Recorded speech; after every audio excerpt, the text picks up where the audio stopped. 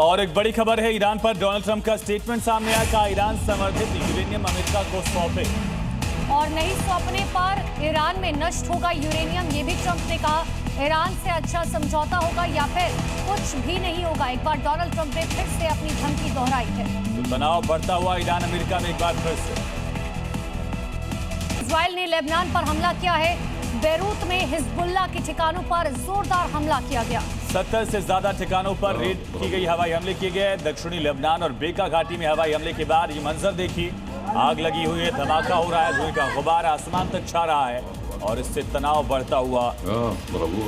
Israel के प्रधानमंत्री Benjamin Netanyahu ने इजरायली सेना को हिजबुल्लाह को कुचलने का आदेश दे दिया है, जिसके बाद इजरायली एयरफोर्स ने साउथ लेबनान के रशीदिये शिविर पर भयंकर बमबारी की, जिससे धमाके के साथ आसपास की बिल्डिंग आग की लपटों में गिर गई। आशंका है कि इजरायल के ताजा हमले लेबनान की राजधानी बैरूत तक भी फैल सकते हैं। अब तक जंग में इजरायल ने हिजबुल्लाह के 600 से ज्यादा लड़ाकों को खत्म कर दिया है। हमलों से पहले करीब 10 गांवों और इलाकों को खाली करने की सख्त चेतावनी जारी की गई थी और लोगों को सुरक्षित स्थानों पर जाने के लिए आदेश दिए गए थे। एक बार फिर से सीएनजी की कीमतों में इजाफा हुआ है। 2 रुपए का इजाफा हुआ है दिल्ली एनसीआर में। दिल्ली एनसीआर में सीएनजी महंगी हो गई है। 12 दिन में चौथी बार दाम बढ़े हैं। 83 रुपए 9 पैसे प्रति किलो के हिसाब से दिल्ली में अब सीएनजी की नई कीमत होगी। 2 रुपए इजाफा किया गया और पिछले 12 दिनों में दिल्ली में सीएनजी की कीमत में लगभग 5 रुपए का इजाफा हो चुका है। 12 दिन में ये चौथा मौका जब सीएनजी की कीमतें बढ़ी।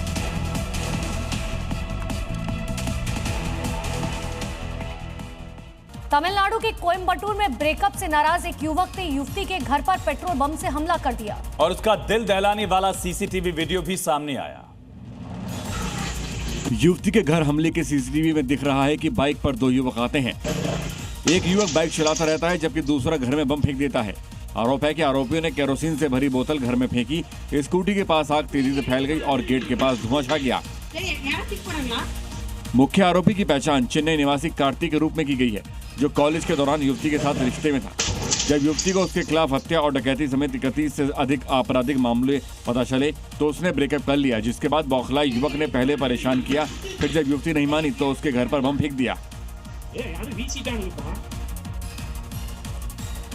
और अब आगे देखिए क्राइम अपडेट्स।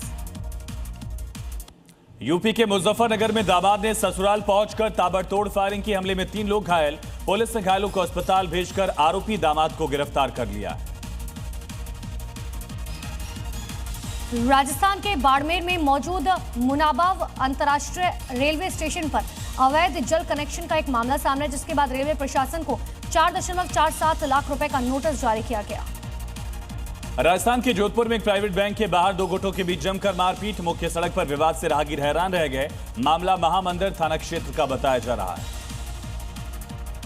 आगरा में वक्फ बोर्ड की करोड़ों रुपए की संपत्ति में घोटाले का मामला सामने। शिया वक्फ बोर्ड के अध्यक्ष अली जैदी ने आरोप लगाया, मजार शहीद सालिस की जमीन को कई बार अलग अलग लोग और बिल्डरों को बेचने के लिए समझौते किए गए। वाराणसी के सगरा में पुलिस एसओजी की छापेमारी में अवैध हुक्का बार पर कार्रवाई कर 18 युवकों को हिरासत में लिया गया। हुक्का, फ्लेवर, दूसरी सामग्री बरामद की गई है।